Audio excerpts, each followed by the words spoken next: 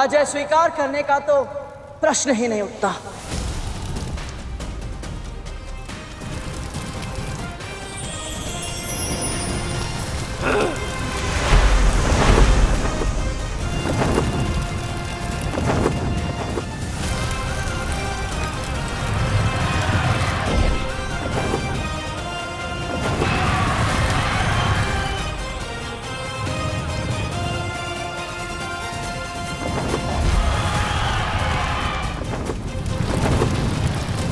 तापमान बढ़ रहा है।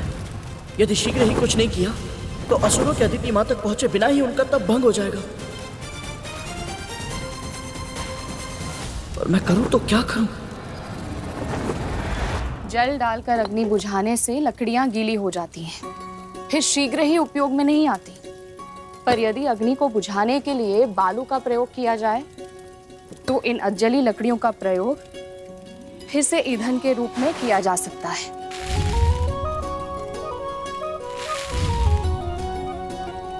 प्राकृतिक संसाधनों को व्यर्थ करना अनुचित है गरुड़। हमें सदैव उनका अधिक से अधिक उपयोग करना चाहिए।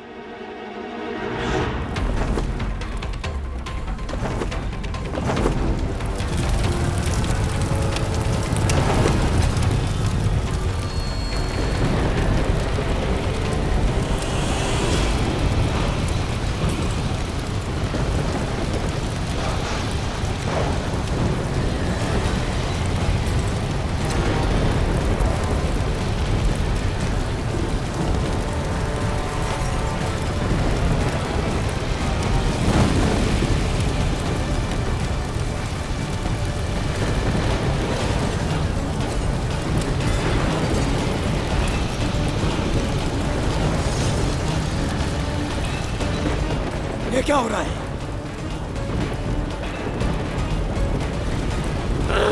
ये कैसे हो रहा है?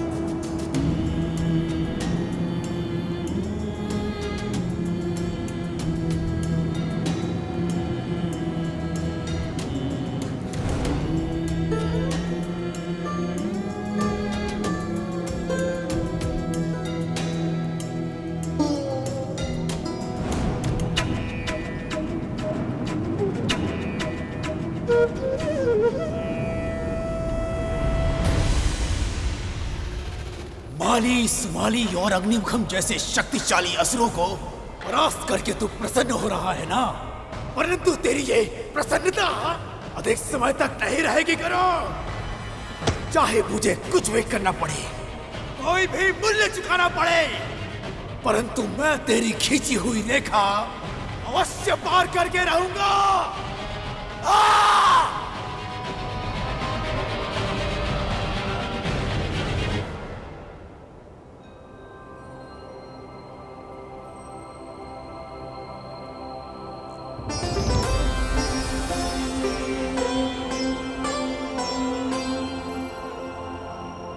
तीव्र भूख लग रही है।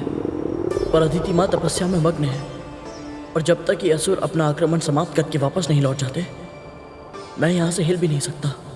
न जाने कब किस नए मायावी राक्षस को भेज दे वज्रांग भैया।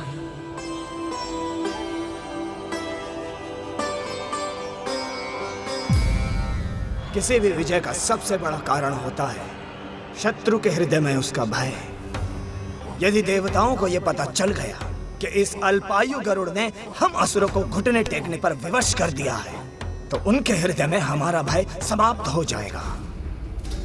यदि शीघ्र ही इसे मार्ग से नहीं हटाया गया तो समस्त ब्रह्मांड में हम असुर एक उपहास का पात्र बन जाएंगे। सेनापति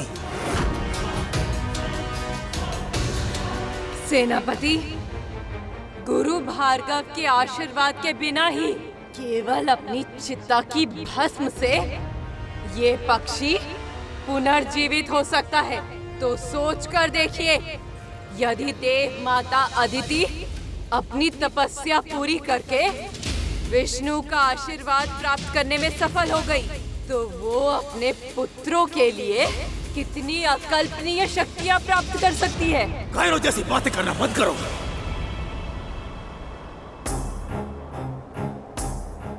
धक्का अवश्य लगाए हमारे प्रयासों को, परंतु हम अभी तक पराजित नहीं हुए। गरुड़ यदि अग्नि से जलकर नहीं मरा, इसका यह अर्थ नहीं है कि हम उसे मार नहीं सकते। स्मरण रहे, संजीवनी विद्या हम असुरों की शक्ति है, किसी पक्षी की नहीं। गजासुर, जाओ और अपने पैरों से उस गरुड़ को कुचल कर वापस आना। जो आज्ञा सेनापति। सिंहमुखम, तुम भी साथ जाओ और अपने नुकीले दांतों से उस पक्षी के मांस को फाड़ डालना और इतना तीव्र प्रहार करना कि उसकी अस्थियां अनेकों भागों में टूट जाएं। आज भूमि रक्त से लाल होनी चाहिए। जो आज्ञा सेनापति। मिलकर कार्य करोगे तो विजय अवश्य मिलेगी। और स्मरण रहे, या तो उसके प्राण हर लेना या अपने प्राण गंवा देना। यदि बिना विजय के तुम वापस आए तो मैं तुम्हारे जीवन को मृत्यु से भयानक बना दूंगा। जाओ।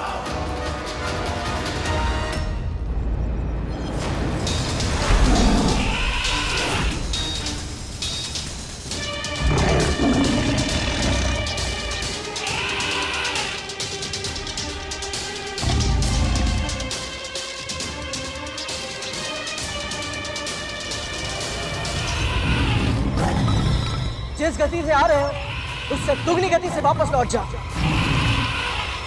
पहले माली और सोमाली ने मुझे भूख का अनुभव कराया, फिर अग्निमुखम के कारण मेरी भूख और भी बढ़ गई।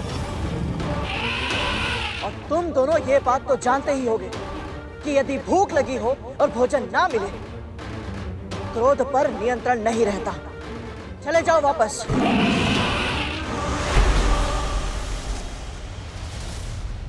हमें बचा लो गरुड़, हमारे प्राणों की रक्षा करो। हमें अभय दान दो, रक्षा करो हमारी। प्राण रक्षा, अभय दान, वो भी उस शत्रु से जिसे तुम्हें मारने के लिए भेजा गया है। हम तुम्हारे शत्रु नहीं हैं। हमारी इच्छा के विरुद्ध जाकर हमें मृत्यु की धमकी देकर हमें असुर सेना में सम्मिलित होने के लिए विवश किया गया था। और अब असुरों की अकारण और अंतहीन हिंसा से तंग आ गए हैं हम। मैं स्वभाव से शाकाहारी हूँ। वज्रांग के आदेश से निर्दोष प्राणियों की हत्या करने के लिए विवश हूँ मैं। रक्तपात देखकर मेरा मन घबराता है गरुड़। असुरों का सैनिक बनने से पहले मैं वन का राजा था और अब वज्रांग के आदेशों का दास हूँ। मेरी छटपटाहट की कल्पना करो गरुड़। दासत्व की पीड़ा दिन रात मुझे कचोटती है गरुड़। अब और सहन नहीं होता। मैं आखेट करना चाहता हूँ, परंतु केवल अपनी भूख की आवश्यकता मिटाने के लिए, किसी और के सत्ता पाने के लालच के लिए नहीं गरुड़। आखेट आवश्यकता के लिए होना चाहिए, लोभ के लिए, खेल के लिए या शक्ति के भोंडे प्रदर्शन के लिए नहीं।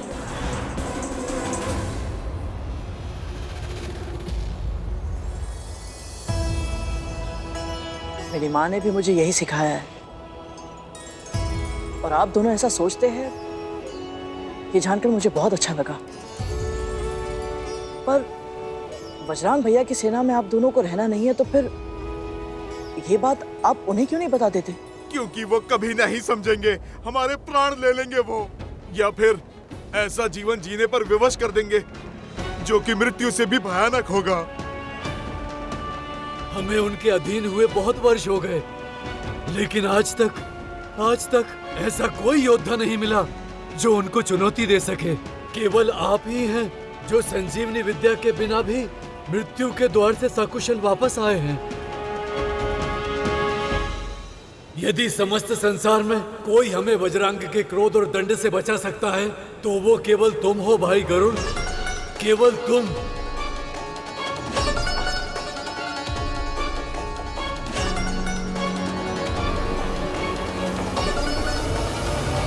तुम्हारी शंका हमारी मृत्यु का कारण बन जाएगी गरुड़। संदेह नहीं, सहायता करो, हमारे प्राणों की रक्षा करो, हमें बचा लो गरुड़। आप मुझसे बड़े हैं, उठिए, ये मेरे पैर मत छू। नहीं नहीं, मैं नहीं हटूंगा, चाहे तुम कुछ भी करो, कुछ भी बोलो, मैं अब ये पाँव नहीं छोड़ूंगा गरुड़।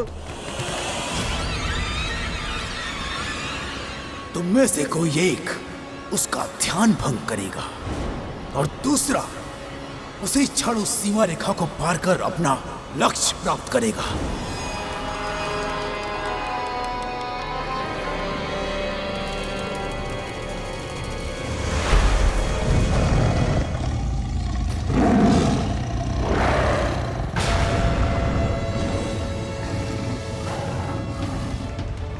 छल हुआ मेरे साथ।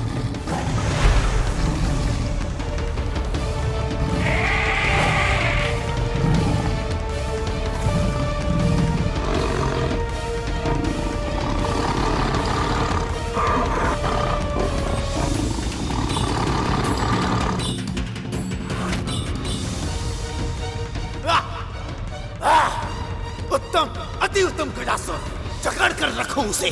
फंस गया गरुड़, फंस गया। सिंहमुखम, तीव्र भागो, भागो।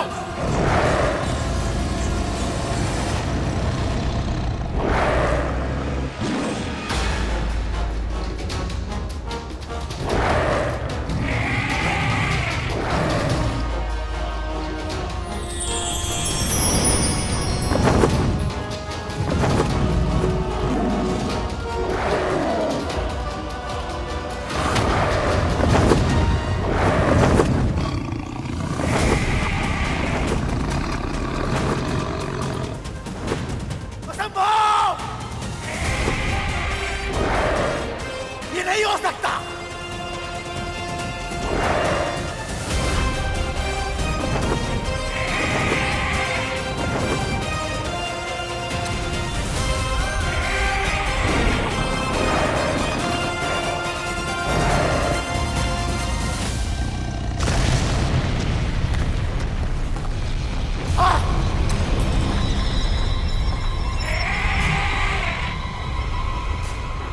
असंभव है ये।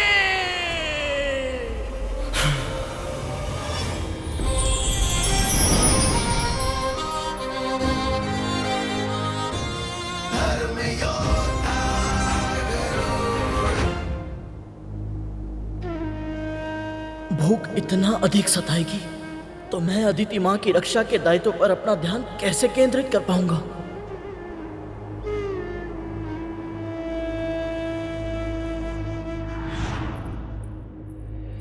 ले गरुड़, भूख लगी होगी ना?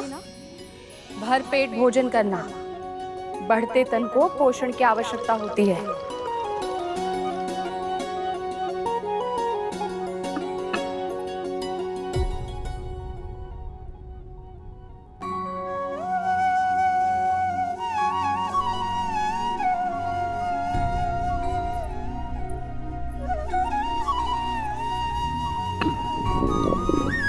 लगता है तेरा पेट भरा नहीं है।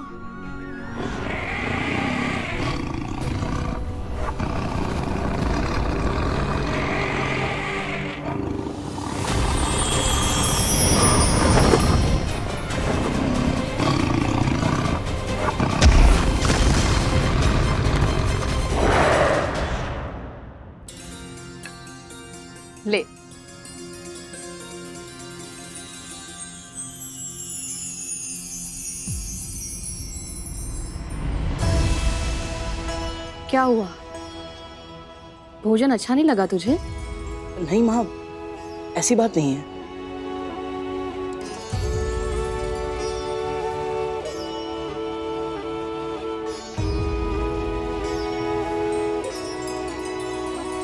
स्वाद तो अच्छा है और कद्रू दीदी को भी मेरे हाथ का भोजन स्वादिष्ट लगता है, तो तुझे क्यों नहीं अच्छा लग रहा?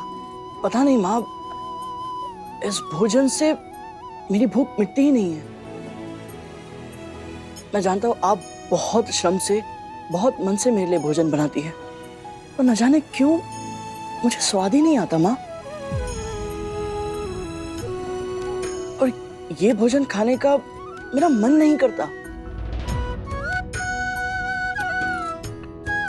मुंह खोल अपना, दिखा मुझे।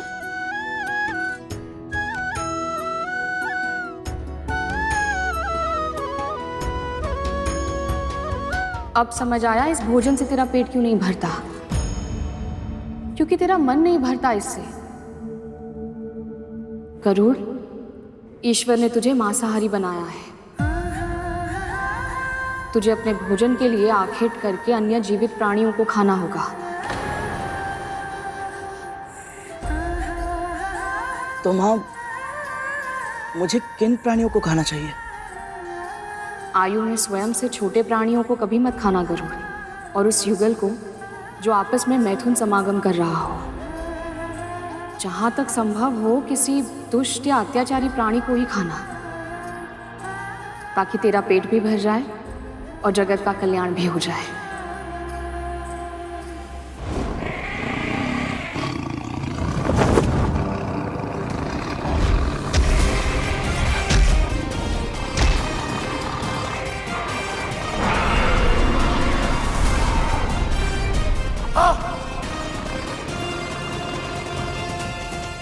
असंभव है ये गजासुर को निकल गया।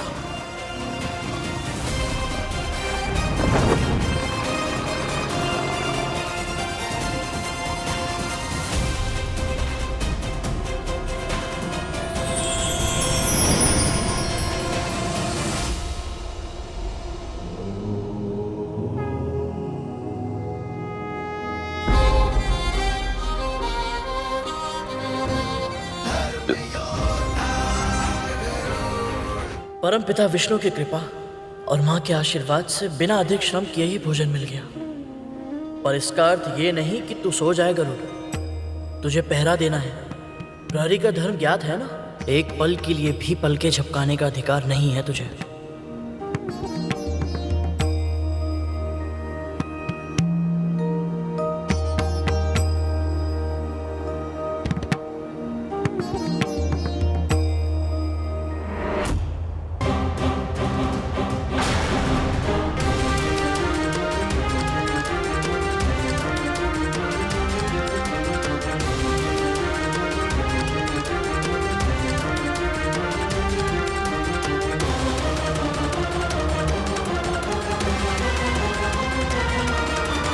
तो ये रेखा पार करने के लिए नहीं आ रहा था क्या गरुड़? इतने बड़े बड़े असुरों से युद्ध किया और एक साधारण बारहसिंगा से भयभीत हो गया।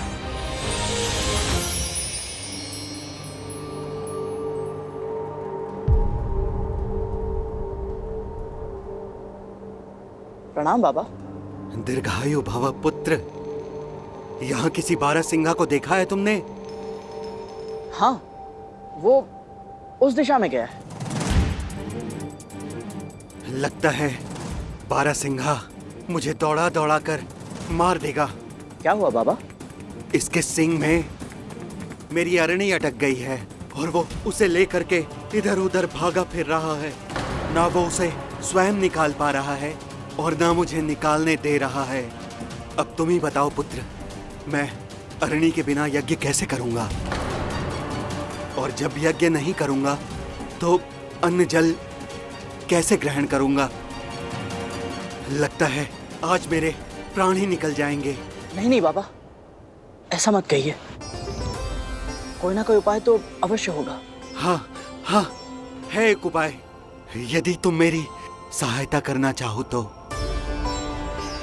तुम एक पक्षी हो और तुम उड़ के उसे ढूंढ सकते हो और तुम मेरी अरणी वापस ला सकते हो। बोलो पुत्र, तुम इस असहाय वृद्ध ब्राह्मण की सहायता करने का उपकार करोगे ना?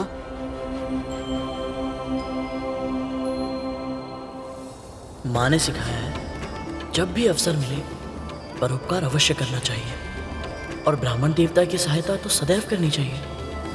और यदि मैं इनकी अरणी लेने चला गया तो मैं अदिति माँ की तपस्या की रक्षा कैसे कर पाऊंगा?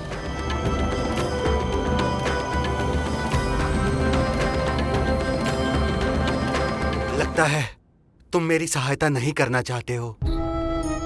कोई बात नहीं, मैं स्वयं ही उसे ढूंढने का प्रयत्न करूंगा।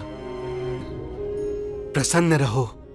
असुर सेना भी दूर है, जब तक वो यहाँ पहुँचेंगे उससे पहले यदि मैं इन बाबा की सहायता कर दूं तो माँ को दिया वचन भी पूरा कर पाऊंगा और अदिति माँ के तप की रक्षा भी कर पाऊंगा। ठहरिए बाबा।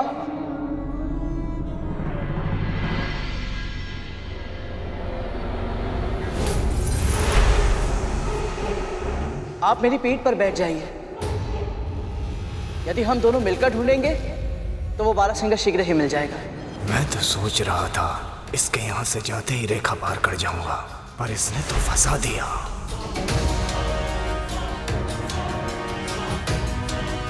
मैं तुम्हारे साथ तुम्हारी पीठ पर? क्यों, कोई समस्या है बाबा? नहीं नहीं, समस्या कैसी? चलो पुत्र।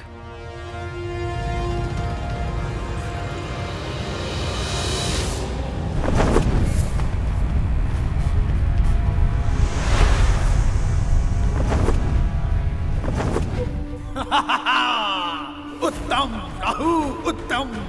जो कार्य मालिस मालिक की बुद्धि नहीं कर पाई, सिंह मुखम और गदासुर का बल नहीं कर पाया, अग्नि मुखम का अग्नि तत्व नहीं कर पाया, तुम्हारे छल ने उस कार्य को सहज कर दिया।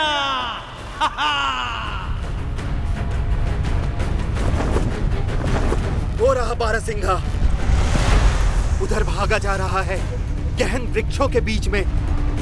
तीव्र गति से उड़ो पुत्र। असुरो, यही अवसर है, जाओ अपना लक्ष्य प्राप्त करो, शीघ्र आगे बढ़ाओ। वो रहा।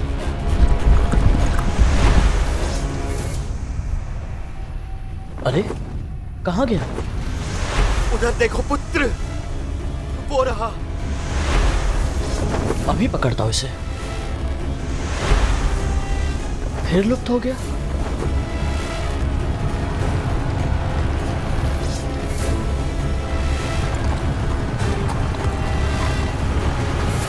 गति बढ़ाओ असुरो, विजय हमारी ही होगी।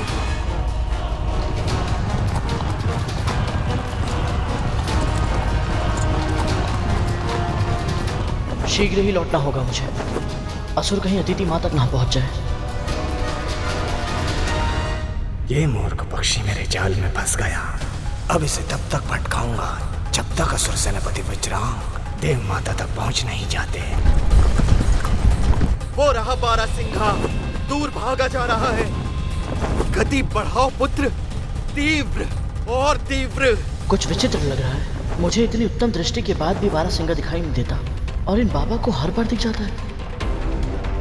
माँ यहाँ होती तो कोई ना कोई उपाय अवश्य सुझाती, पर जो मुझे दिखाई भी नहीं दे रहा उसे कैसे ढूंढूं मैं?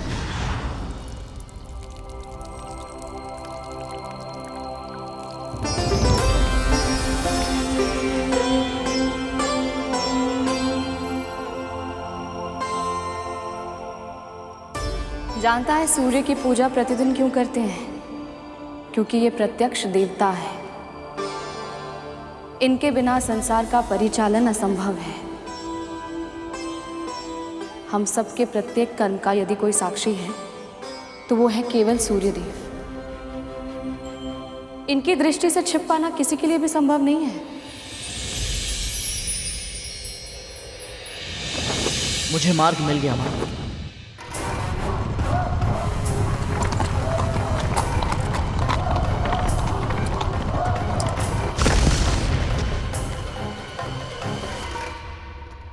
रुक क्यों गए पुत्र? हमें बारहसिंगा को ढूंढना है। चिंता मत कीजिए बाबा, मैं आपकी सहायता ही कर रहा हूं।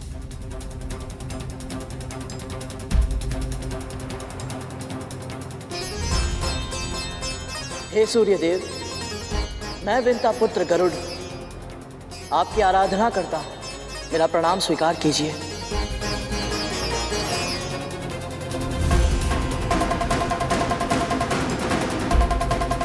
ओम सूर्यदेवाय नमः। सूर्य का आह्वान क्यों कर रहा है ये? सूर्यदेवाय नमः।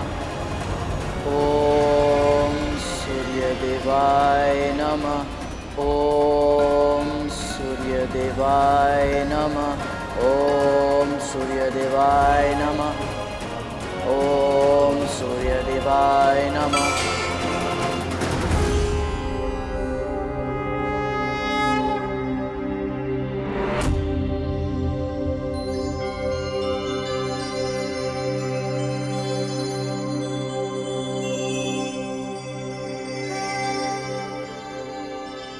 अरुण भैया,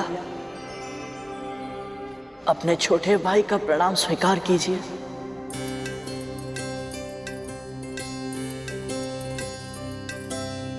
मुझे तुम पर गर्व है गरुड़। मां को दास्ता के श्राप से मुक्त करवाने के लिए हर संभव प्रयत्न कर रहे हो तुम।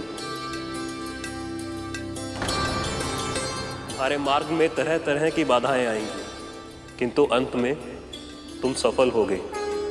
ये मेरा दृढ़ विश्वास है तुम पर। भैया, आप मेरी प्रेरणा है। शेषनाग भैया से मैंने आपकी कथा सुनी। अर्धविकसित स्वरूप को भी आपने अपनी दुर्बलता नहीं बनने दिया, बल्कि इसे स्वीकार किया। जिस प्रकार आपने अपनी नियति को अपनी शक्ति बना दी, ये अद्भुत है भैया। सूर्य से सीधा संपर्क है इसका। कहीं ऐसा ना हो कि... हे सूर्यदेव, आपके आशीर्वाद की कामना से मैंने आपका आह्वान किया। कृपया आप बारहसिंगा को ढूंढने के लिए मेरी सहायता कीजिए, ताकि मैं ब्राह्मण बाबा को उनकी अरणी देकर अदिति माँ के तप स्थल की रक्षा करने के लिए वापस लौट जाऊं।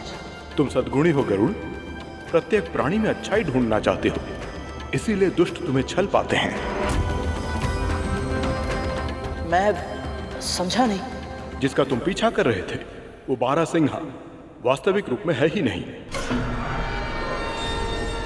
और ना ही ये व्यक्ति ब्राह्मण है जिसे तुम अपनी पीठ पर बिठाकर यहां तक लेकर आए हो। राहु नाम का असुर है ये। मनोवांछित रूप धारण कर सकता है, स्वयं को दो भागों में बांट सकता है, एक ही समय पर दो स्थानों पर प्रकट हो सकता है। जिस ब्राह्मण और बारहसिंहा के भ्रम जाल में फंसकर तुम यहां तक चले आए हो, यह सब इसी की माया है।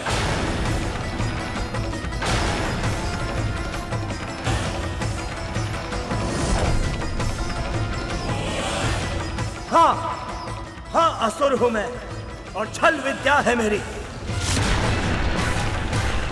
किंतु मेरा भेद बताकर तूने बहुत बड़ा अपराध किया है सूर्य।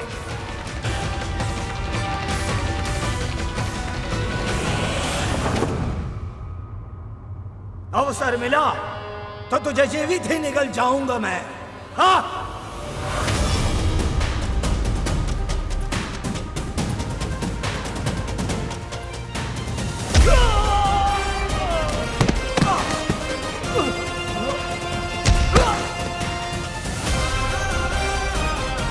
तू मेरे सामने ब्राह्मण का रूप लेकर आया था, इसलिए तुझे मैं छोड़ रहा हूं, किंतु दंड अवश्य मिलेगा तुझे।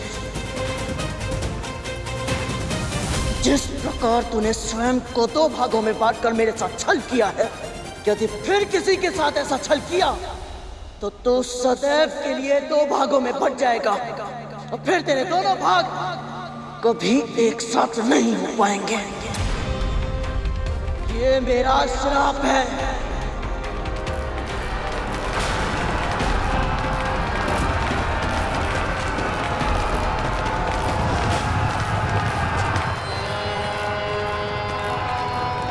बस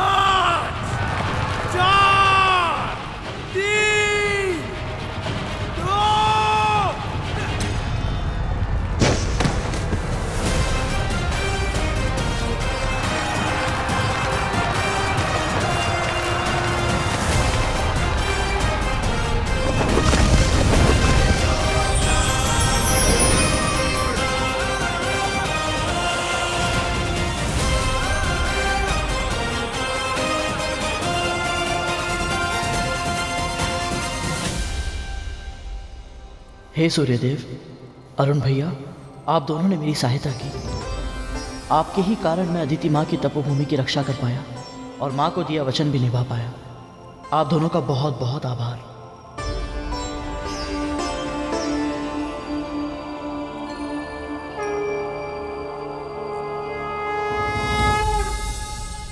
ऐसी कौन सी अदृश्य शक्ति है इस पक्षी के पास जिसके कारण हमारा प्रत्येक प्रहार विफल हो रहा है? ना ये बल से पराजित होता है और ना ही छल से। क्रोध से भी नहीं होगा सेनापति, बुद्धि का उपयोग करना होगा।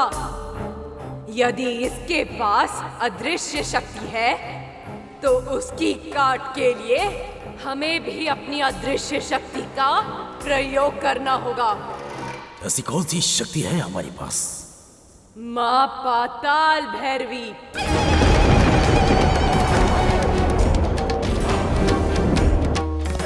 स्मरण कीजिए सेनापति, घनघोर तपस्या के कारण आपको वरदान मिला था। जब भी आपको आवश्यकता होगी, देवी माँ आपकी सहायता के लिए अवश्य आएंगी। उत्तम सिंहिका, सही समय पर सही उपाय सुझाया है तुमने।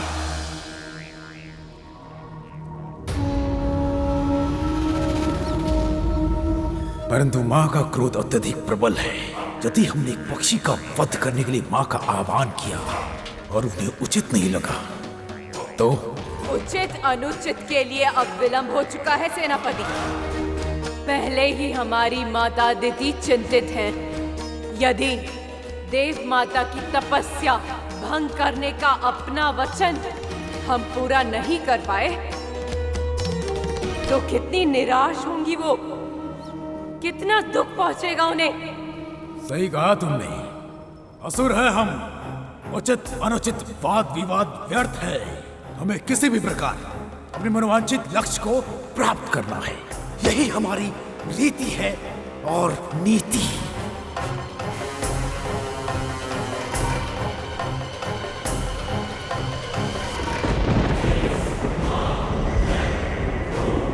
ओम पाताल भैरवे नमः। ओम पाताल भैरवे नमः। ओम पाताल भैरवे नमः। ओम पाताल भैरवे नमः। ओम पाताल भैरवे नमः। शस्त्रं ज्योति भैरवी प्रकटी। शस्त्रं ज्योति भैरवी प्रकटी। शस्त्रं ज्योति भैरवी प्रकटी।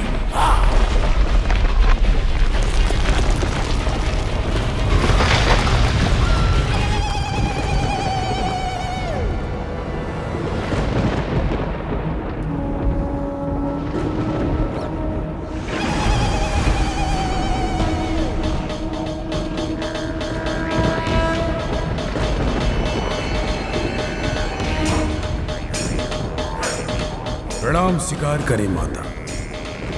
बिना विधि विधान के अचानक मेरा आह्वान क्यों किया है तूने? शीघ्र कारण बता, अन्यथा अपने विनाश के लिए तैयार हो जा।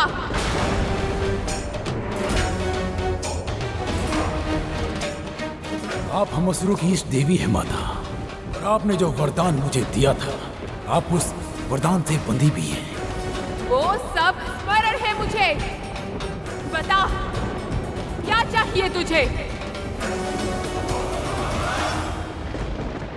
ये पक्षी मेरे मार्ग में बाधा बन रहा है माता। मेरे नेत्रों में कांटा बनकर चुभ रहा है। और तू चाहता है कि आप इस दुष्ट पक्षी का सामना करें।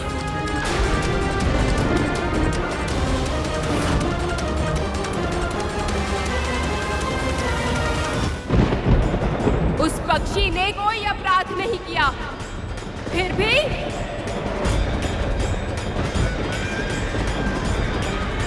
वो पक्षी अकेला होकर भी परोपकार कर रहा है और तुम असुर देवताओं से स्वर्ग छीनने के बाद भी अधर्म कर रहे हो। यदि हमने देव माता का तप भंग नहीं किया तो वो अपने पुत्रों के लिए अनेकों शक्तियां प्राप्त कर लेगी। प्रश्न यहाँ धर्म या अधर्म का नहीं, प्रश्न है आपके वचन का, आपके दिए वरदान का। मेरे वरदान का अनुचित लाभ उठा रहा है तू। पहले भी अनेक बार मेरे वचन की शक्ति से मुझे विवश कर चुका है। तुम असुर भक्ति का मार्ग केवल शक्ति प्राप्त करने के लिए चुनते हो, किंतु शक्ति का प्रयोग परोपकार करने के लिए कभी नहीं करते। धैर्य और दया से दूर केवल स्वार्थ का पथ चुनते हो। इसलिए वरदान पाने के बाद भी विनाश ही होता है। मैंने अपना मनोरथ आपके सामने प्रकट कर दिया है माता। आप मेरी इच्छा पूर्ण करें। जैसे एक बार मुख से निकला हुआ शब्द वापस नहीं जाता, उसी प्रकार दिया हुआ वचन तो पूर्ण करना ही होता है। यही विधि का विधान है। मैं तेरी इच्छा पूर्ण करूंगी वज्रांग। सामना करूंगी उस पक्षी का मैं।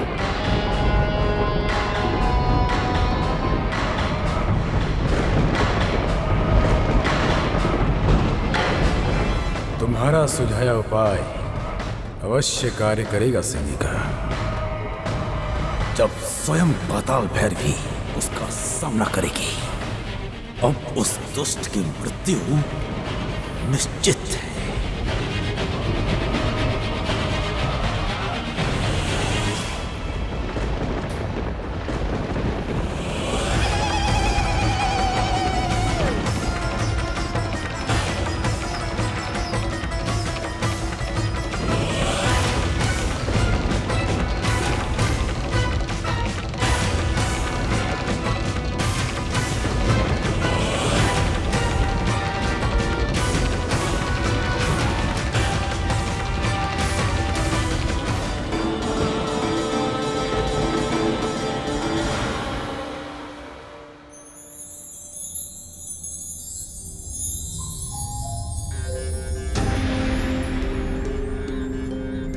माँ, देवी माँ का रूप इतना रौद्र क्यों है? क्या वो बहुत क्रोध वाली है? देवी माँ की अनेक महाविद्याओं में से कुछ, जैसे छिन्नमस्ता, काली और पाताल भैरवी का रूप अत्यंत भयंकर है। उनका क्रोध प्रचंड है। फिर भी वो बिल्कुल इस नारियल की तरह है, बाहर से कठोर पर भीतर से कोमल।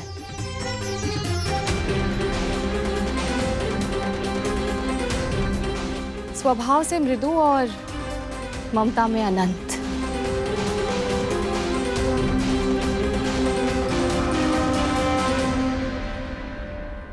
माँ के इस रूप से पापियों के हृदय में भय उत्पन्न होता है और उनके सच्चे भक्तों को यह आश्वासन मिलता है कि जब तक माँ का आशीर्वाद उनके साथ है, कोई बुराई उनका अहित नहीं कर पाएगी।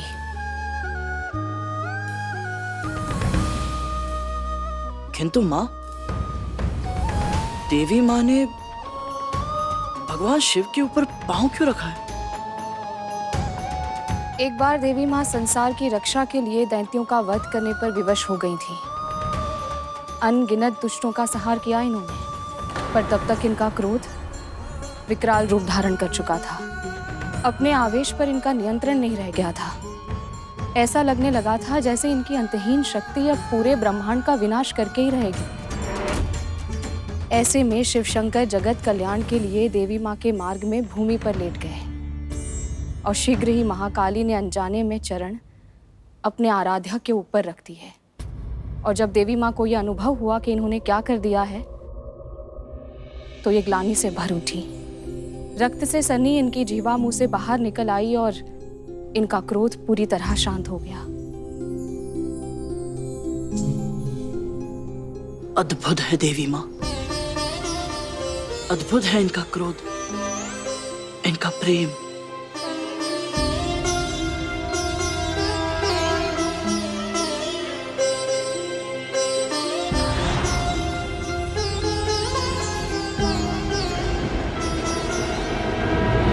प्रणाम देवी माँ। देख क्या रहा है पक्षी? युद्ध कर मुझसे। आपका प्रत्येक आदेश मुझे स्वीकार है माँ, किंतु मैं आपसे युद्ध नहीं कर सकता। तो अपनी पराजय स्वीकार कर और चला जा यहाँ से। मुझे क्षमा कीजिए माँ, किंतु मैं वो भी नहीं कर सकता। मैंने अपनी माँ को वचन दिया है। याद है मुझे, इसीलिए कह रही हूँ, अपनी हट छोड़ दे। तेरी माँ तेरी प्रतीक्षा कर रही है। अपनी माँ को बिना बताए इतनी दूर चला आया है। जानता है कितनी चिंतित होगी तेरे बिना। जानता हूँ माँ, किंतु आप भी तो मेरी चिंता का कारण जानती है। मैं अपनी माँ को दासी के रूप में और नहीं देख सकता। और मेरे सामने हट कर सकता है? यदि इसी समय तू यहाँ से नहीं गया तो तुझे मेरा दंड सहना होगा। मुझे स्वीकार है माँ। तू मारा जाएगा गरुड़।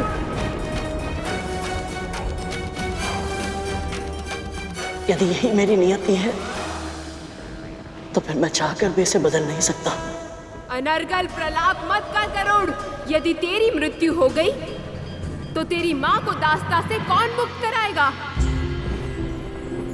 आप सही कह रही हैं माँ, पर यहाँ से मैं चला गया तो ये असुर अदिति माँ की तपस्या भंग कर देंगे। जिसकी भक्ति में शक्ति होती है उसकी तपस्या भंग करना इतना आसान नहीं होता। ये मुझे अपने मार्ग से हटाने के लिए आपका आह्वान कर सकते हैं माँ, तो फिर अपना लक्ष्य प्राप्त करने के लिए न जाने क्या क्या करेंगे। माँ, मुझे अदिति माँ की सुरक्षा के लिए यहाँ रहना ही होगा। तू अपनी सुरक्षा की चिंता कर। यदि तूने मेरा आदेश नहीं माना तो मुझे तेरा वध करना होगा गरुड़। पाताल भैरवी का प्रकोप इसे भस्म कर देगा। क्या तू अपनी माँ को दास्ता से मुक्त कराने के पहले यमलोक जाना चाहता है? नहीं माँ। तो फिर चला जा यहाँ से। यह संभव है माँ।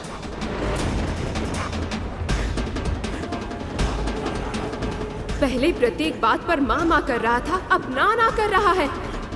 पाताल भैरवी इससे इतनी बातें क्यों कर रही है? इसका वध करके अपना कार्य समाप्त क्यों नहीं कर रही? मैं तुझे अंतिम चेतावनी दे रही हूँ गरुड़। इसी क्षण उठ जा यहाँ से, अन्यथा अपनी मृत्यु का उत्तरदायी तू स्वयं होगा। आपके हाथों से मृत्यु मिले, इससे बड़ा सौभाग्य और क्या हो सकता है मेरे लिए। तो फिर यही सही। माँ ने बताया था, माँ भैरवी के मन में शिवजी के लिए अपार सम्मान है। यदि मैं उनकी आराधना करूं तो संभव है मैं माँ भैरवी के प्रकोप को शांत कर पाऊं। मेरे प्राण आपके ही है माँ, पर क्या? मेरा वध करने से पूर्व क्या आप मेरी अंतिम इच्छा पूरी करेंगी? बता, क्या है तेरी अंतिम इच्छा? मैं अपनी मृत्यु से पहले पूजा करना चाहता हूँ माँ, भगवान शिव की।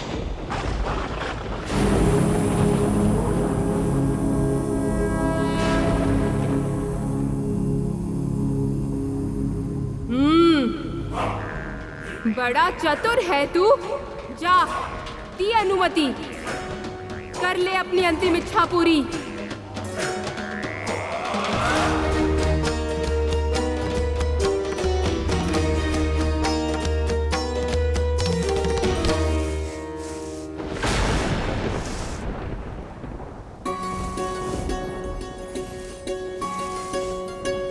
मिट्टी की व्यवस्था तो हो गई, अब बस इसे शुद्ध करने के लिए कंकड़ पत्थर निकाल देता हूँ।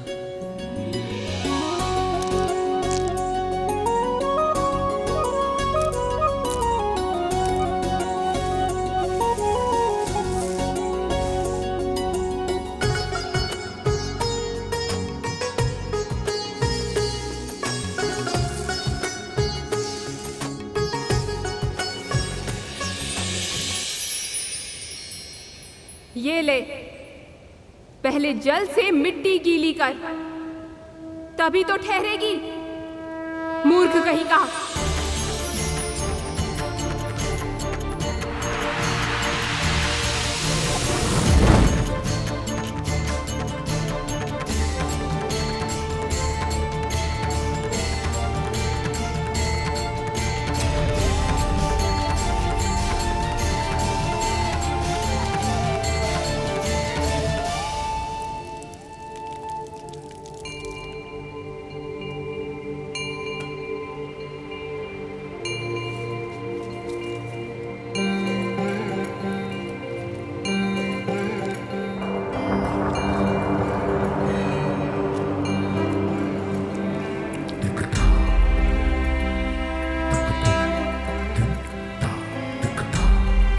पूजन की सामग्री तो है ही नहीं, ना भस्म है, ना दूध, ना शहद, ना धतूरा, ना बेलपत्र।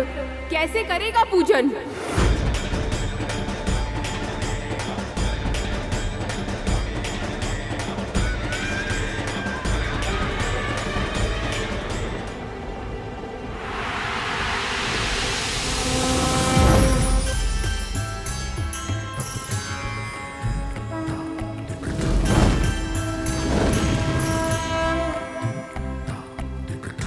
देख क्या रहा है?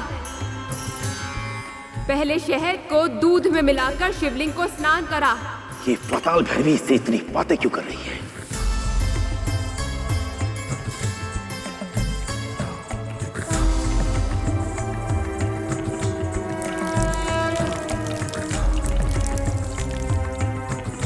अब भस्म से त्रिपुंड बना।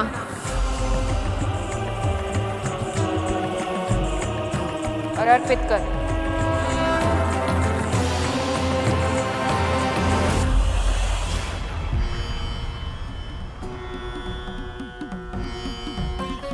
इस विशेष पूजा के कारण मेरी मृत्यु कुछ समय के लिए टल अवश्य गई, पर पूजा संपन्न होने के बाद होगा वही जो अटल है। माँ मेरा वध कर देंगी। निश्चित ही मैंने पिछले जन्म में कुछ पुण्य अर्जित किए होंगे, जो मृत्यु से पूर्व मैं भगवान शिव की पूजा जैसा शुभ काम कर पा रहा हूँ। और तो और माँ पाताल भैरवी स्वयं मेरी पूजा विधि विधान से संपन्न करवा रही है।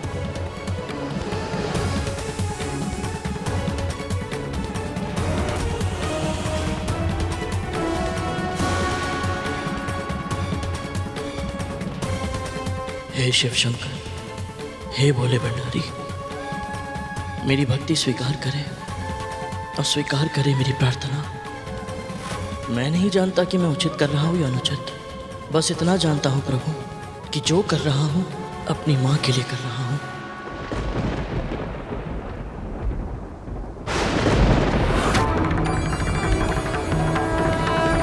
यह जीवन मेरी माँ को समर्पित है।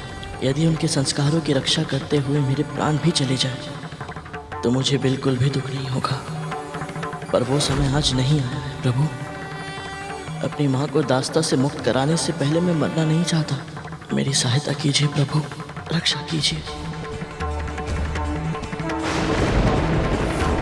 ओम नमः शिवाय, ओम नमः शिवाय। शत्रु का दमन करने भेजा था मैंने पाताल भैरवी को, वो तो स्वयं उसके साथ अलती पालती मारकर बैठ गई। ओम नमः शिवाय। इतना भी नहीं समझती कि जो अब तक माँ की रट लगाए हुए था, वो अपने प्राणों की रक्षा करने के लिए शिव भक्त होने का ढोंग रच रहा है। अब ऐसा प्रतीत होता है कि मुझे स्वयं जाना होगा। चलो। रुकिए सेनापति, ऐसा कुछ मत कीजिए जिससे उन्हें क्रोध आ जाए।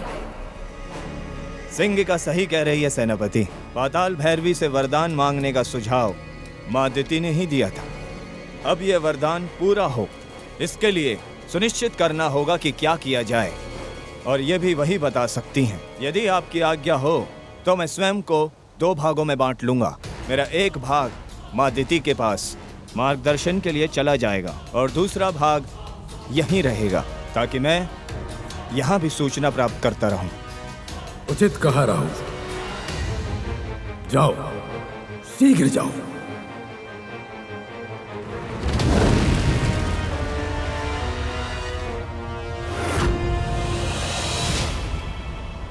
ओम नमः शिवाय। ओम नमः शिवाय। सावधान!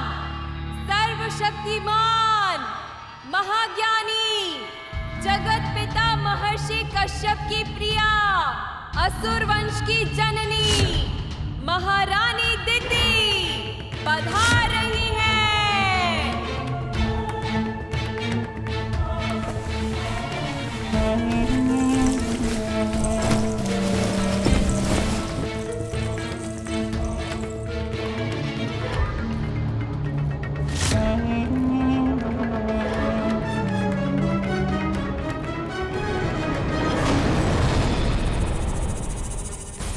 राहुल यहाँ अकेला, वो भी इस अवस्था में।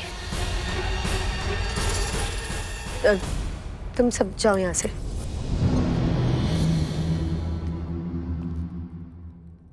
प्रणाम माताश्री।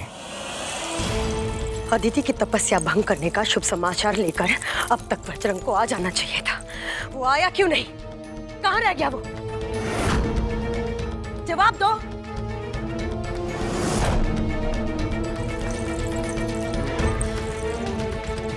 क्या हुआ पुत्र? तुम्हारे चेहरे का रंग क्यों उड़ा हुआ है? देव माता की तपस्या तो कब की भंग हो जाती माँ, पर क्या? एक पक्षी है जो हमारे प्रयासों पर पानी फेर रहा है माँ। पक्षी? नाम क्या है उसका? माँ विंता का दूसरा पुत्र गरुड़।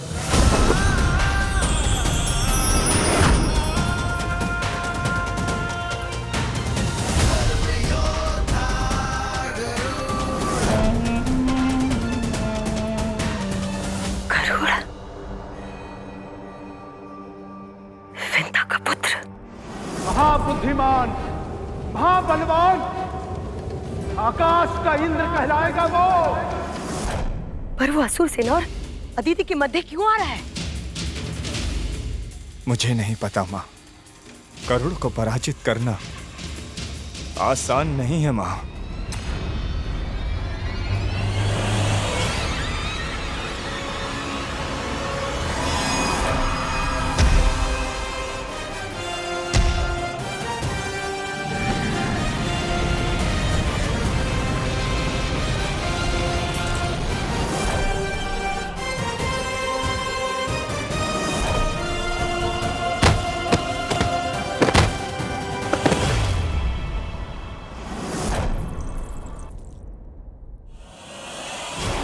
एक काम करो, अपने दूसरे भाग से संपर्क स्थापित करो और पता करो कि वहां पे क्या हो रहा है। मुझे बताओ, शीघ्र करो। जो आज्ञा माता।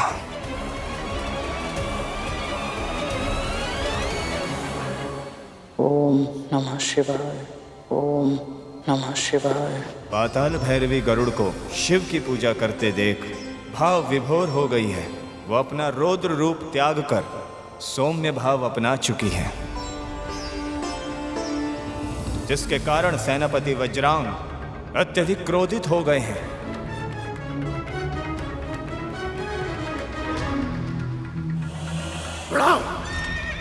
और सिंगिका के सुझाव के विपरीत अपना रथ लेकर उन दोनों की ओर बढ़ रहे हैं।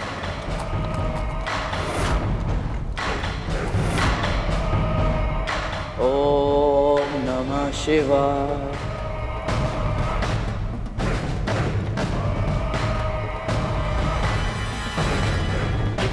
ये क्या कर रही है देवी? शत्रु के नेत्र बंद है। अपनी तलवार को प्रकट करके उस पर प्रहार कीजिए। उसकी अंतिम इच्छा पूर्ण होने से पहले मैं उसे नहीं मार सकती वज्रांग। अंतिम इच्छा नहीं, ये मृत्यु को टालने का बहाना है। बहाना है तो बहाना सही। जैसे तुझे वचन दिया है उसी प्रकार इसे भी वचन दिया है मैंने। वचन आपने उसे दिया है, मैंने नहीं।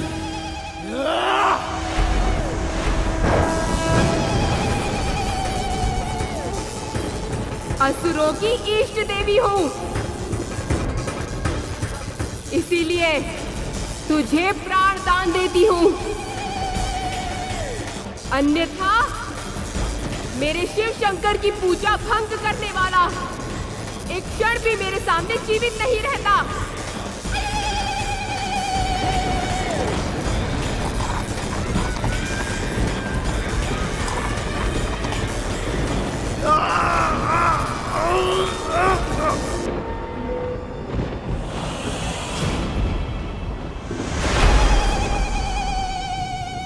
बस बस, और नहीं सुन सकती मैं। माँ, उस पक्षी ने पाताल भैरवी के हृदय को भी जीत लिया है। हम असुर कैसे जीतेंगे उससे माँ? दुर्बलता, हमें उसकी दुर्बलता जाननी होगी, और उसके लिए मुझे कद्रू के पास जाना होगा। कद्रू कोई ना कोई उपाय जरूर बताएगी, क्योंकि कद्रू विंता और उसके पुत्र से घृणा करती है। पर हमारे पास समय नहीं है, हमें जो भी करना होगा शीघ्र करना होगा। ओम नमः शिवाय, ओम नमः शिवाय।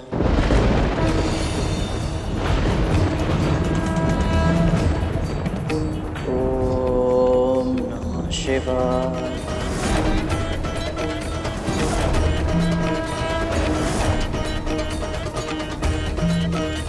ओम नमः शिवाय।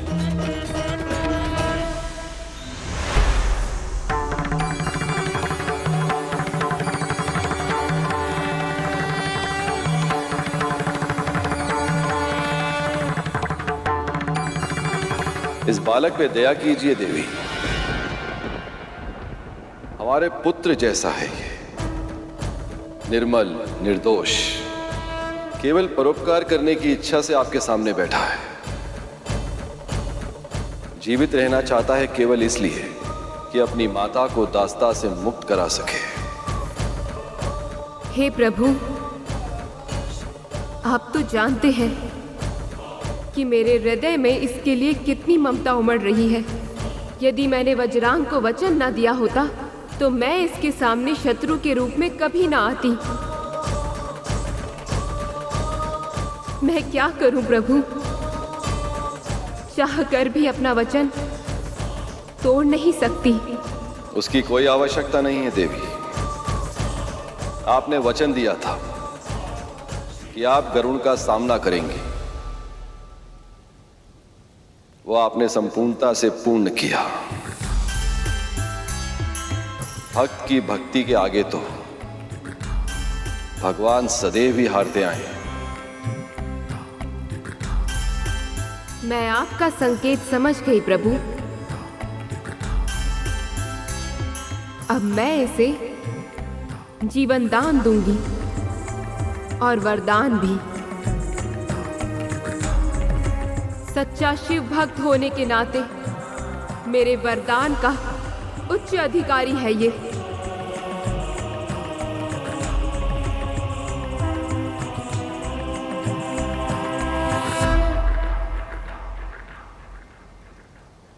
ओम नमः शिवाय।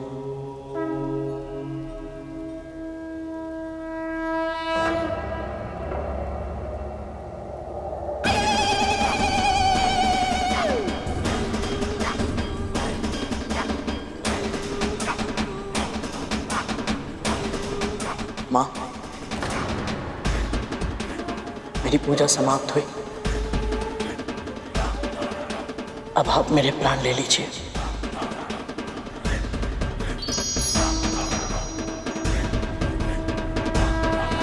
जा, मैं तुझे प्राण दान देती हूँ। और तुझे वरदान देती हूँ कि समय आने पर शिव शंकर तुझे अवश्य दर्शन देंगे और इस पूजा के फल स्वरूप तुझे मनोवांछित वरदान भी देंगे। मेरी तो केवल एक ही इच्छा है माँ, कि मैं अपने जन्म की और अपने माँ की दासत्व की कथा जान पाऊं और अपनी माँ को बड़ी माँ की दास्ता से मुक्त करा पाऊं। बस इसीलिए मैं अदिति माँ की तपस्या पूरी होने तक प्रतीक्षा करने यहाँ आया था। तेरी प्रतीक्षा शीघ्र समाप्त होगी गरुड़, और जिस कथा को जानने के लिए तू इतना व्याकुल है उसका भेद शीघ्र तेरे सामने खुलेगा।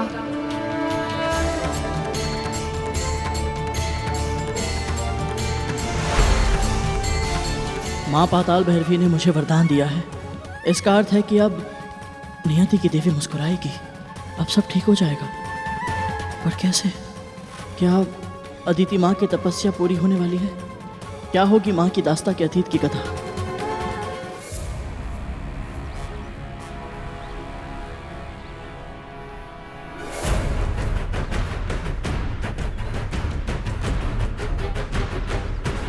कालिया भैया,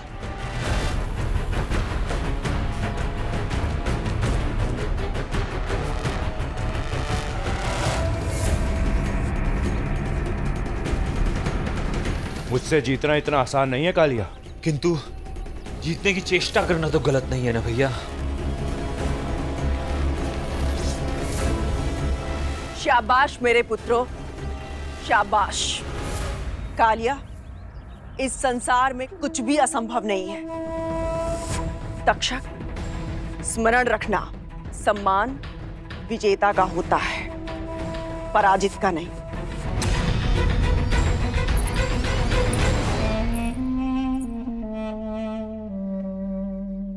दीदी,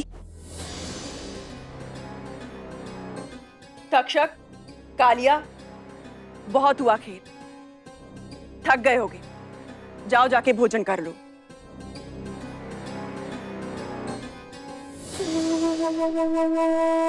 इतने वर्षों बाद आज यहाँ कैसे आना हुआ? जिसके पुत्र स्वर्ग का राजपाट संभालते हो, उसके पास उत्तरदायित्व भी अधिक होता है। व्यर्थ करने के लिए समय नहीं मिलता कद्र। तुम्हें कैसे पता होगा कद्र? तुम तो अपने पुत्र का आपस का युद्ध देखने में ही व्यस्त हो। आजकल तुम्हारे पुत्र किसके साथ युद्ध कर रहे हैं? या देवताओं को पराजित करने के बाद अत्यधिक आत्मविश्वास में आ गए? सावधान रहना चाहिए, न जाने कब कौन कहां से रणभेरी बजा दे। ये ऐसा क्यों कह रही है? कहीं ऐसा तो नहीं कि इसी ने गरुड़ को भेजा हो मेरे पुत्रों के साथ युद्ध करने के लिए?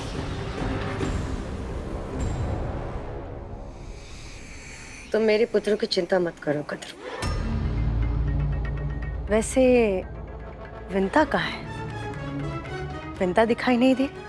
और उसका वो पुत्र जिसने इतने वर्ष लगा दिए संसार में आने में, जिसे वाल्खिल्य जैसे महान ऋषि ने आकाश का इंद्र बनने का वरदान दिया था, वो पुत्र मैं उससे मिलना चाहती हूँ। कहाँ है वो? यहाँ नहीं है। तो फिर कहाँ है?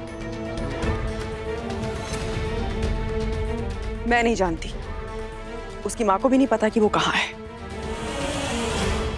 पर मुझे पता है कि वो कहाँ है।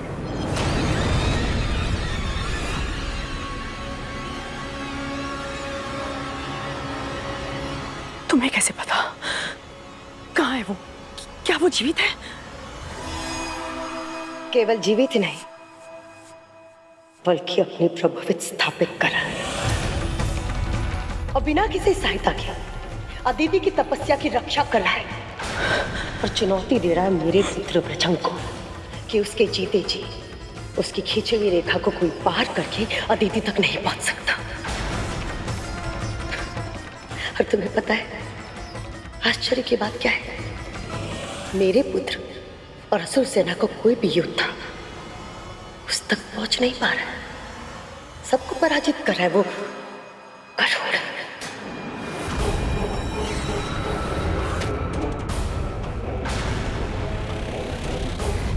बुरा लगता था तुम्हें कद्र? तुम विंता को नियंत्रित कर सकती हो तो उसके पुत्र को भी नियंत्रित कर पाओगी। बहुत शक्तिशाली है वो, बहुत शक्तिशाली है। इतना शक्तिशाली है कि मेरे पुत्र तो क्या, स्वयं पाताल भैरवी भी उसका कुछ नहीं बिगाड़ पा रहे।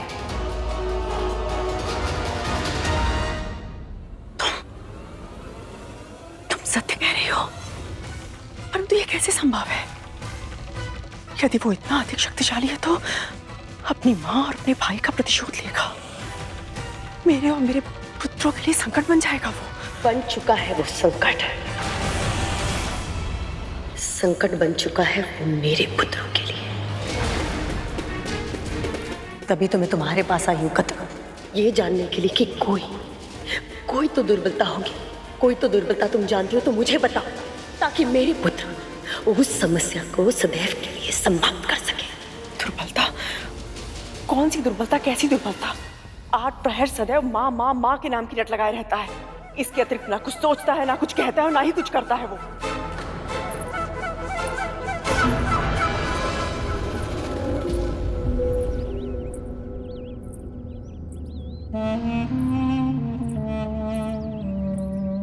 समझ गई। जिस माँ की भक्ति वो दिन रात करता रहता है, वो माँ ही उसे हमारे मार्ग से हटाएगी।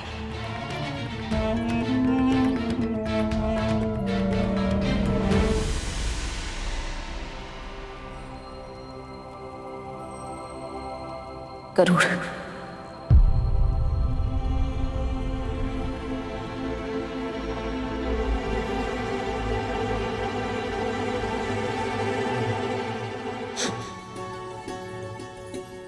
मैंने इतना स्मरण किया है आपको माँ कि जिस स्वर को सुनने के लिए मेरे कान व्याकुल थे, अब हृदय भी उस स्वर को पुकारने लगा है।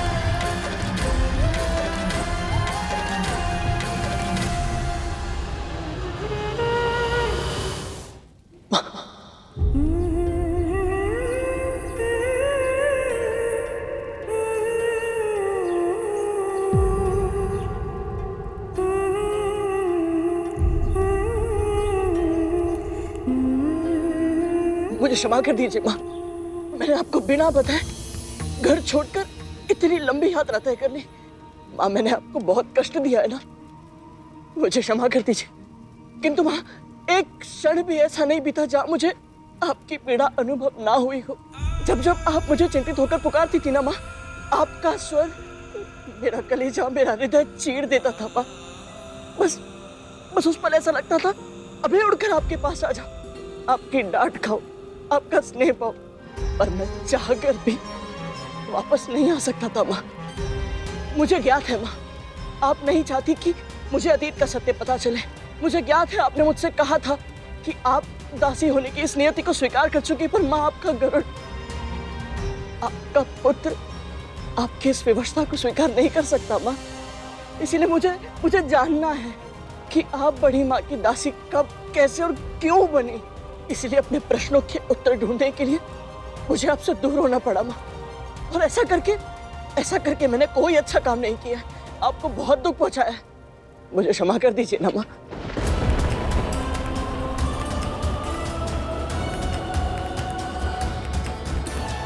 माँ, मैं जानता हूँ आप मुझसे बहुत क्रोधित हैं। आप मुझे मारिए, आप मुझे डांटिए, मुझे कोई भी दंड दीजिए, मुझे स्वीकार है, पर चुप मत रहिए ना माँ। कुछ बोलिए ना माँ, मुझे कुछ बोलिए माँ। घर चल। माँ मेरी बात तो सुनिए। सुनने सुनाने के लिए कुछ भी शेष नहीं है गरुड़। जो तेरे मन में आया तूने किया, जो तेरे मन में आया तूने कहा।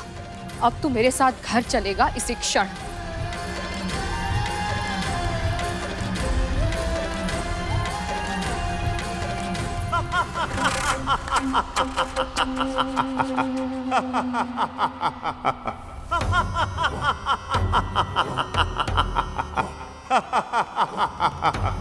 जिस माँ का नाम ले लेकर इस गरुड़ ने हम सबको संकट में डाल दिया था, उसी का उपयोग करके कितनी आसानी से आपने इसे मार्ग से हटा दिया। अद्भुत हो माँ, अद्भुत। अद्भुत तो वो माया है जिसने तुम जैसे मायावी को भी चकमा दे दिया। वो विंता नहीं, असुरों की विकट योद्धा सिंहिका है। समझ गए? जिस माँ की भक्ति वो दिन रात करता है, वो माँ ही हमारे मार्ग से उस कांटे का उपचार करेगी। कद्रू, कहना क्या चाहती हो तुम? विंता को तुम्हें सौंप दूं, इस बात का तो प्रश्न ही नहीं उठता, क्योंकि जब तक वो मेरे नियंत्रण में है, मेरी पुत्र सुरक्षित है। कद्रू, मुझे विंता को अपने साथ ले जाने की कोई आवश्यकता नहीं है, क्योंकि मेरे पास सिंहिका है, जो एक ही समय में कई विंताओं का रूप धारण करके गरुड़ को भ्रमित कर सकती है। बस तुम प्रतीक्षा करो, बहुत ही जल्द गरुड़ की मृत्यु का शुभ समाचार तुम्हें शीघ्र ही प्राप्त होगा। यदि तुमने इस असंभव कार्य को संभव कर दिखाया, तो ये कद्रू तुम्हारा उपकार कभी नहीं भूलेगी।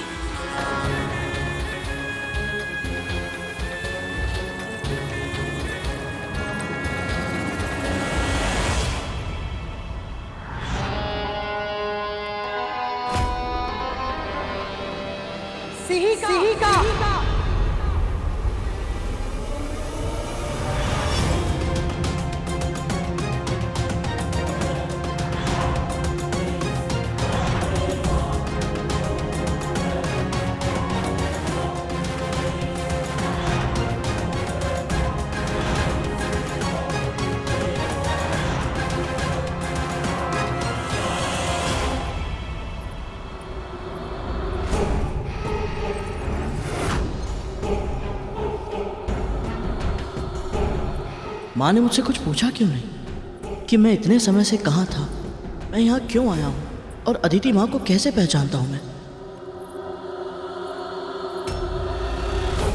क्या हुआ? चल। मैं यहाँ से नहीं जा सकता माँ। मैंने आपकी सौगंध ली है कि इन असुरों को अदिति माँ की तपस्या भंग करने नहीं दूंगा मैं। तूने मेरी सौगंध ली है ना, मैं तुझे इस सौगंध के बंधन से मुक्त करती हूँ। अब चल।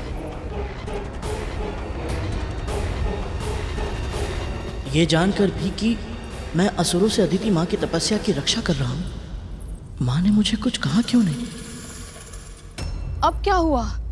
माँ, मेरी अनुपस्थिति में ये असुर अदिति माँ को प्रताड़ित करेंगे, उनकी तपस्या भंग करेंगे। ऐसे में आप मुझे यहाँ से चलने के लिए क्यों कह रही हैं? क्योंकि ये विवाद देवों और असुरों के मध्य है, हमें इसमें उलझने की कोई आवश्यकता नहीं है। पर माँ, अदिति माँ की आराधना में विघ्न पड़ गया तो ये प्रभु विष्णु का, उनकी भक्ति का अनादर होगा। अनादर होगा तो होता रहे, हमें अपने प्राण बचाने हैं पुत्र।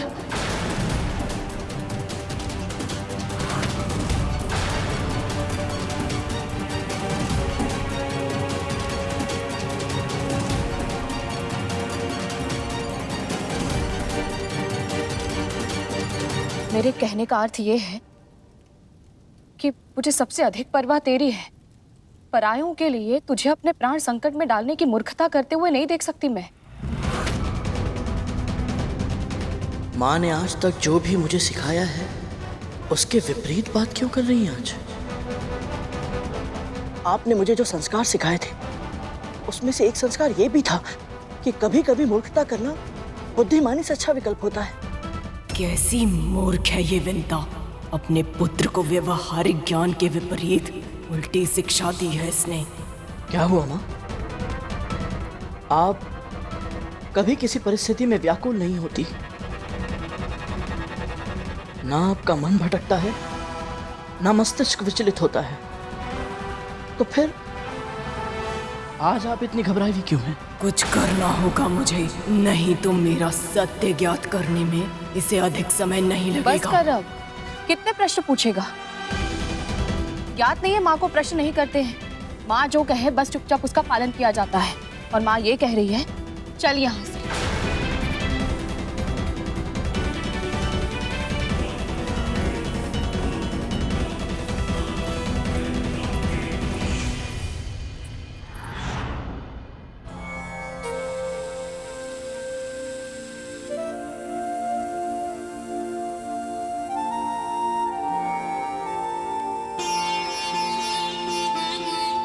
जिज्ञासा ज्ञान प्राप्त करने की पहली सीढ़ी होती है गरुड़। चाहे जो भी प्रश्न मन में आए उन्हें पूछने से कभी हिचकिचाना मत।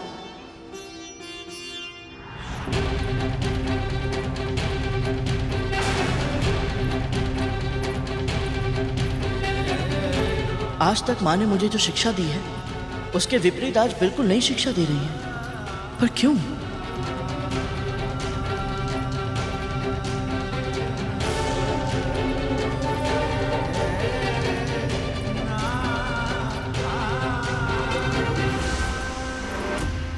पैरों में छाले पड़े हैं क्या? बार बार क्यों रुक रहा है तू? माँ, बहुत तीव्र भूख लगी है। घर जाने में बहुत देर हो जाएगी। कुछ खा के चले? तुझे समझ क्यों नहीं आ रहा? हम यहाँ नहीं रुक सकते हैं। जो खाना है घर चल के खा।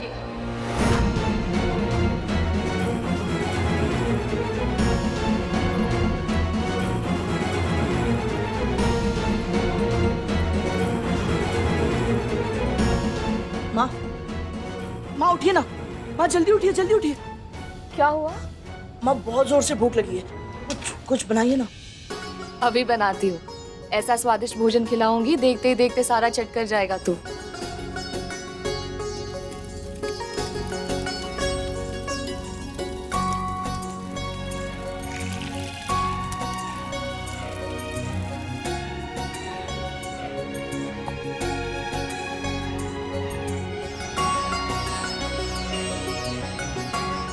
माँ बहुत स्वादिष्ट है।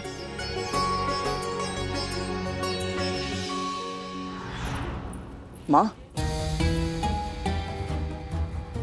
क्या आप मुझसे इतनी क्रोधित हैं कि मैं भूखा हूं ये जानकर भी आप पर कोई प्रभाव नहीं पड़ा? इतनी शीघ्र फिर से भूख कैसे लग सकती है तुझे? अभी अभी तो तूने गजासुर और सिंह मुखम को खाया था। आपको कैसे पता चला ये? आप तो अभी अभी यहाँ आई है माँ। ये बात आपको कैसे पता चली?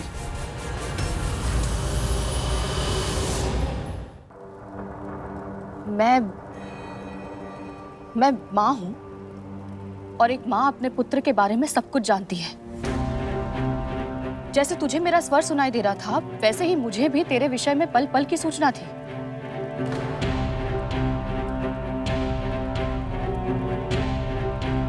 तो माँ, क्या आप ये सब जानती हैं कि मैंने 7 लोगों की यात्रा की, वैकुंठ पहुंचा, अरुण भैया से मिला, शेषनाग भैया से मिला,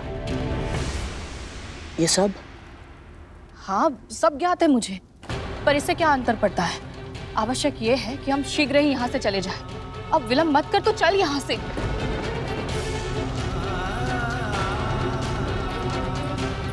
कुछ समझ नहीं आ रहा। मुझे लगता था मैं माँ के कुछ कहे बिना ही उनकी प्रत्येक पीड़ा, उनके मन का हर भाव, हर बात जान सकता हूँ। पर इस समय तो ऐसा लग रहा है जैसे मैं अपनी माँ को जानता ही नहीं।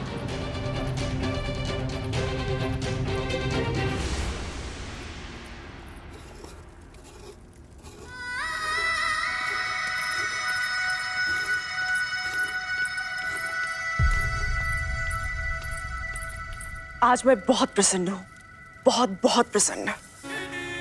कोई विशेष कारण है महारानी? बस इतना समझ ले कि एक बहुत बड़ी चिंता थी जो आज समाप्त होने वाली है। दिन रात वो चिंता व्यग्र कर रही थी मुझे, किंतु अब मैं सुख की नींद सोऊंगी। आपको गरुड़ की कोई सूचना मिली है? कैसा है मेरा पुत्र? कहाँ है वो? समस्त संसार की धुरी तेरा पुत्र ही तो है, उसके अलावा तो इस संसार में कुछ है ही नहीं।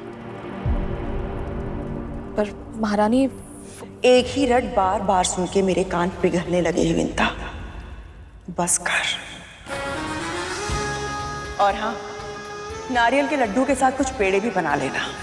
जिस शुभ सूचना की प्रतीक्षा में कर रही हूँ, बस एक बार आ जाए वो, सबको लड्डू और पेड़े बांटूंगी मैं। तू भी खा लेना।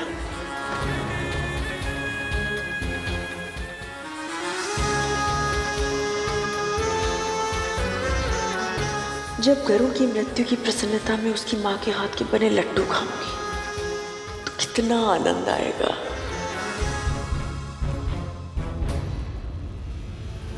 इन्हें इतना प्रसन्न देखकर न जाने क्यों मुझे अजीब सा संदेह हो रहा है। नहीं, कुछ अनुचित नहीं सोचना चाहिए मुझे। पहले भी ऐसे ही संदेह के कारण एक पुत्र को हानि पहुंचा चुकी हूं, फिर मैं वही त्रुटि नहीं कर सकती। हे नारायण, मेरे पुत्र की रक्षा कीजिएगा। ओम विष्णवे नमः, ओम विष्णवे नमः, ओम विष्णवे नमः, ओम विष्णवे नमः, ओम विष्णवे नमः।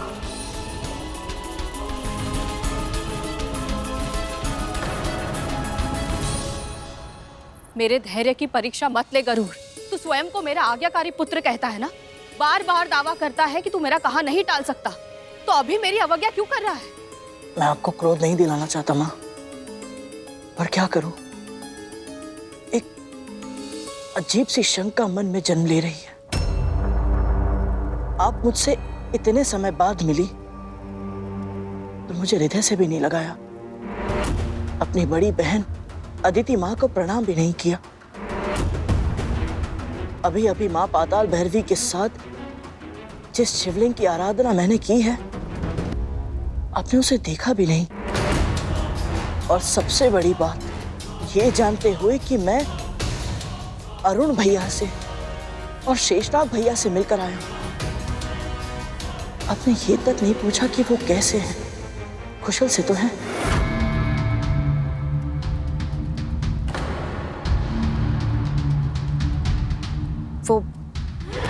वो मैं पूछती, सब पूछती, किंतु प्रश्न इतने सारे हैं और जिज्ञासा इतनी अधिक कि मैंने घर चलकर पूछना उचित समझा। इसलिए तो मैं शीघ्र ही यहाँ से जाना चाहती हूँ। अब तू विलंब मत कर, यहाँ बहुत संकट है। ये दुष्ट असुर किसी भी समय आक्रमण कर सकते हैं। असुरों, आगे बढ़ो।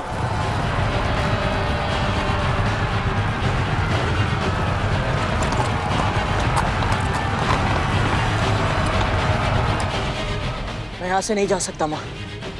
सोच विचार में समय व्यर्थ मत कर, शीघ्रता कर, चल मेरे साथ।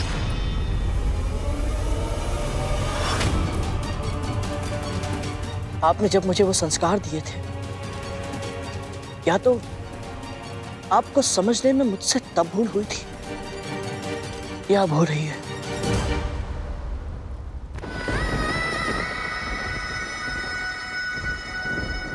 माँ, वो सातों संस्कार एक बार फिर से बताइए ना।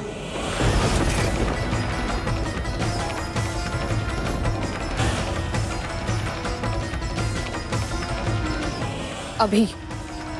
हाँ, अभी। यदि मैंने इसकी बात नहीं मानी तो इसकी शंका और भी अधिक बढ़ जाएगी, और यदि इसे क्रोध आ गया तो नहीं, कुछ तो करना ही पड़ेगा।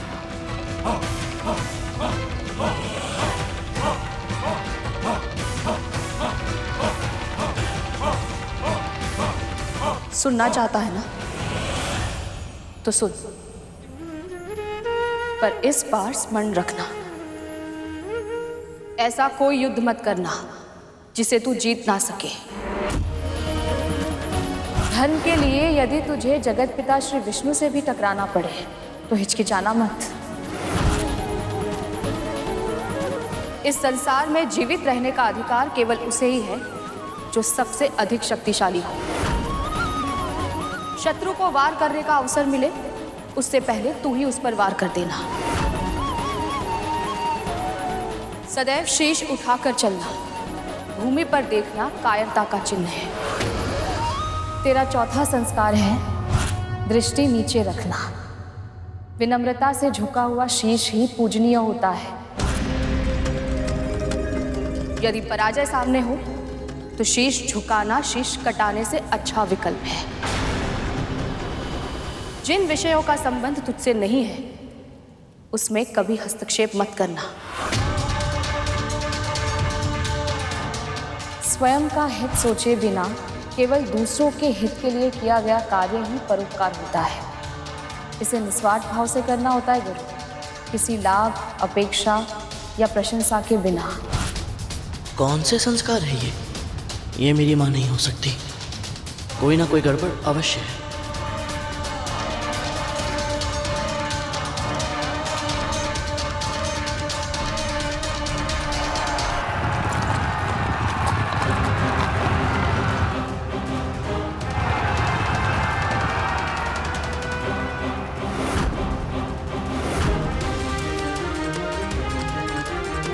गरुड़, उस और कहाँ जा रहा है तू? हमें घर जाना है। मैं यहाँ से नहीं जा सकता। अदिति माँ की तपस्या की रक्षा करना मेरा धर्म है और मैं अपना धर्म का पालन करना चाहता हूँ। धर्म अधर्म मुझे समझाएगा? पक्षी है तू, पक्षी है तू, पक्षी है तू, केवल एक पक्षी।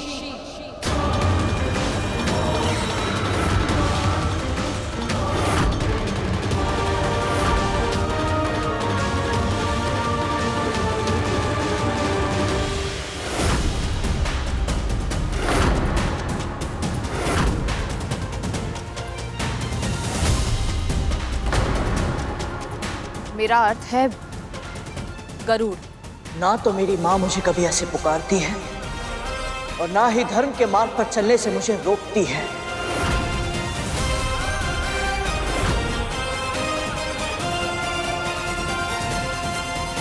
आप मेरी माँ नहीं हैं। कौन है आप? जानना पर्याप्त नहीं है पक्षी, अब पहचान ले। मैं तुझे जीवित ही खा जाऊंगी।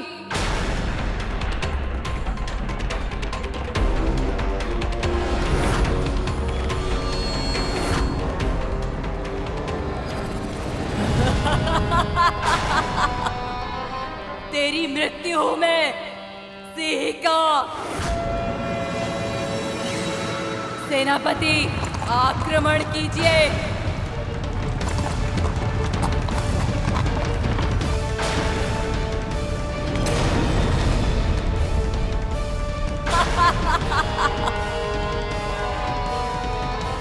मैं उड़ क्यों नहीं पा रहा हूं?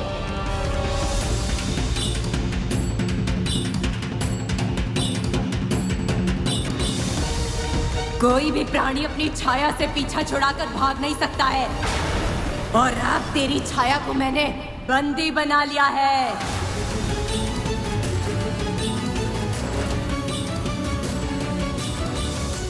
अब कहां जाएगा पक्षी?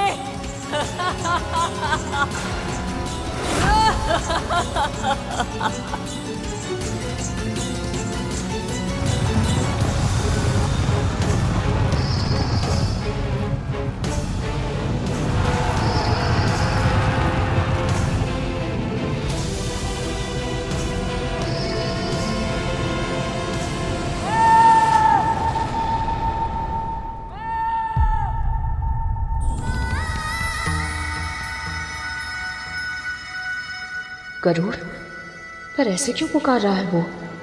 क्या वो किसी संकट में है?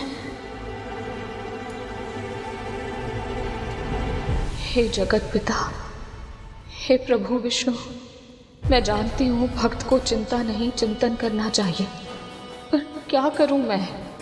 जब से मेरा पुत्र मुझे छोड़कर गया है, न जाने क्यों बार बार ऐसा लगता है मुझे जैसे वो चाहकर भी मेरे पास वापस नहीं लौट पाएगा। जब संतान छोटी होती है, उसका प्रथम और अंतिम सहारा होता है माँ का आंचल, पर फिर धीरे धीरे वो उस आंचल की छाप को भूल जाती है। मुझ पर कृपा कीजिए प्रभु, ताकि मेरा गरुड़ जहाँ कहीं भी हो अपनी माँ के आंचल की ठंडी छाव को कभी ना भूले।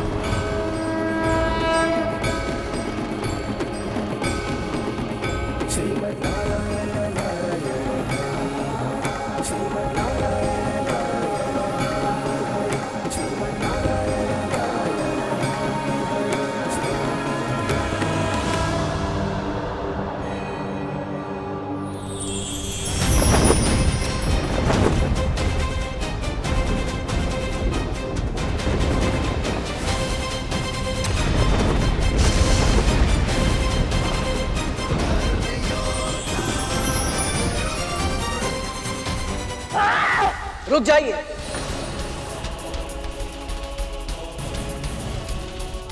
आप मेरी मां बनकर मेरे सामने आए, 2 पल के लिए सही, पर आपके कारण मैं अपनी मां के दर्शन कर पाया, उनके साथ होने के दिव्य अनुभव को जी पाया। इसलिए मैं आप पर प्रहार नहीं करना चाहता।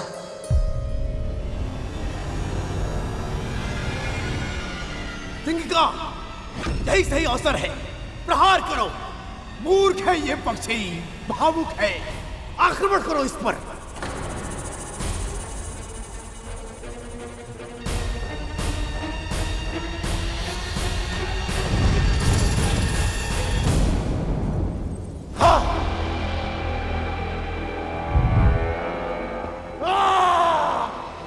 असंभव है ये। इतनी धृष्टता! मुझे पराजित करने के लिए मां के प्रति मेरे प्रेम का अनुचित लाभ उठाया तूने। अपने छल में मेरी मां का उपयोग किया। तूने गरुड़ की मातृभक्ति को ललकारा है वज्रांग। इसी क्षण अपने प्राण बचाकर भाग जा वज्रांग, या फिर अत्यंत भयानक और पीड़ादायक मृत्यु के लिए तैयार हो जा।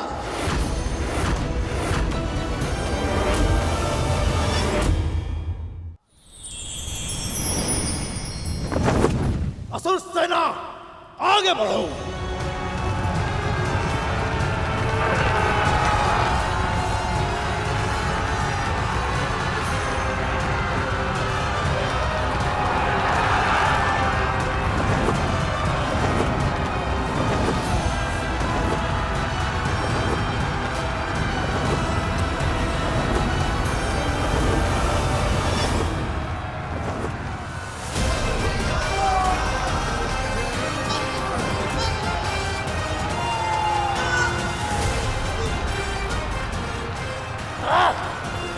असुर सैनिकों, कहां पीठ दिखाकर भाग रहे हो?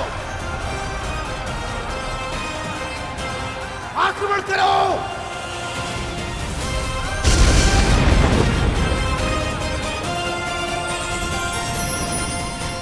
वज्रांग, यह युद्ध उनका नहीं है, यह संघर्ष तेरे और मेरे मध्य है। असुरों का सेनापति है तो निर्दोष सैनिकों के प्राण संकट में मत डाल। यदि साहस है तो युद्ध कर मुझसे, छल से नहीं, बल से, वीरता से। मुझसे युद्ध करेगा तो आज के पश्चात किसी और से युद्ध करने योग्य नहीं बचेगा गरुड़।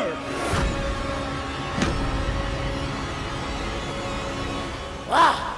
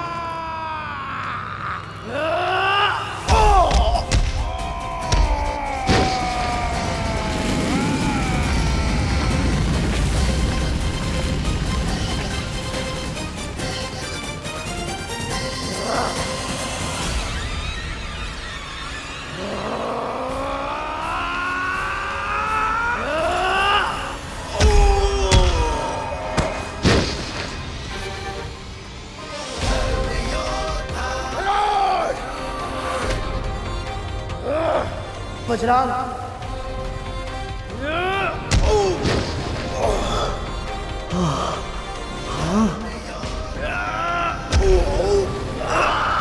रुक जाओ पुत्र, रुक जाओ।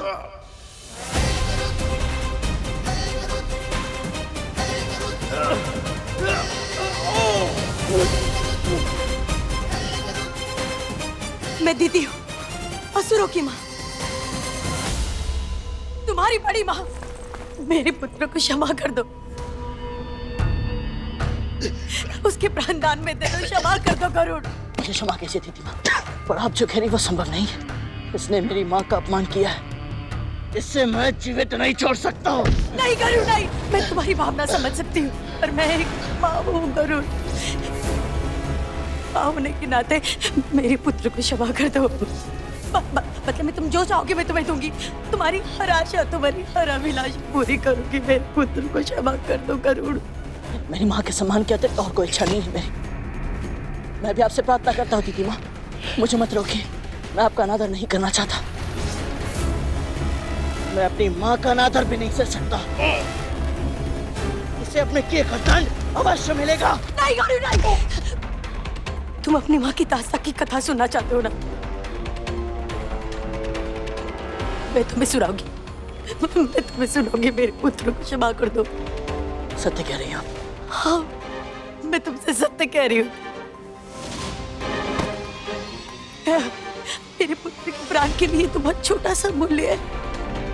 आप सब कुछ बताएंगे मुझे? हाँ पुत्र, मैं तुम्हें सब कुछ सत्य बताऊंगी।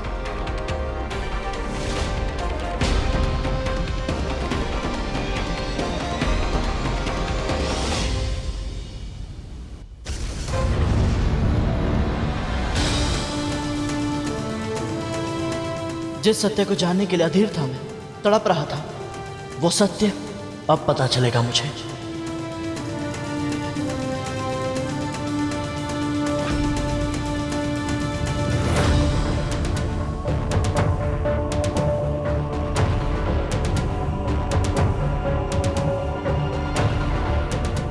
पक्षीराज गरुड़ के साहस भरे कारनामे देखने के लिए चैनल को सब्सक्राइब करें और साथ ही बेल आइकॉन दबाना न भूलें।